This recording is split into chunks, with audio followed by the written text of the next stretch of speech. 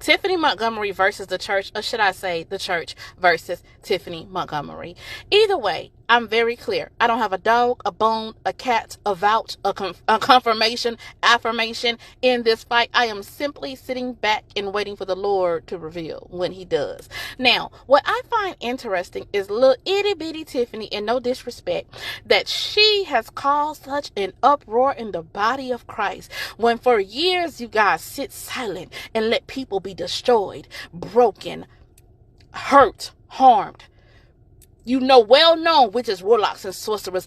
People going over there to Africa, and shout out to Africa, because it ain't just Africa. They getting African powers coming back and preaching on these pulpits, talking about it's Jesus. But y'all quiet.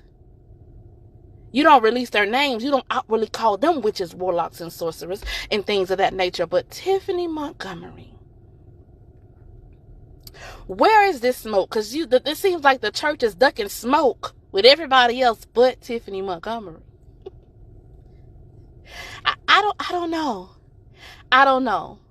Like I said, I'm not on nobody's side but the Lord's side. Okay? So subliminally or coming outright to call her a witch, if you feel like that's what the Lord told you to do and you think she's a witch, you better be right. You better be right, because there's a price to pay for that.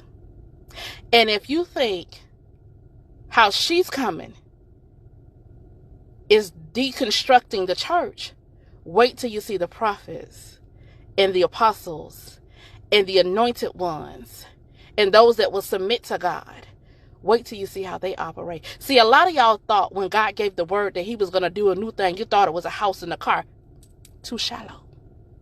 New gifts, new talents, new ministries, new mantles. And if you're not careful, you will call them and label them witches and warlocks. See, he had to raise up outsiders because they have not been brainwashed, manipulated, held down, suffocated, and stamped on by agents of hell that have infiltrated the church. I'm just saying. I ain't naming names. I'm just saying I know that to be true.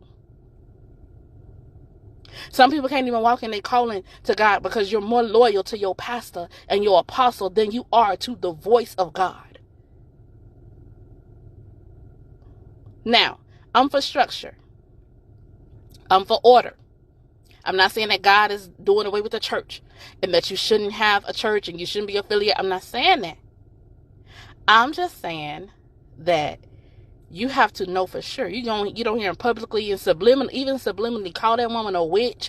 You better know for sure and be able to back it up and have heaven back you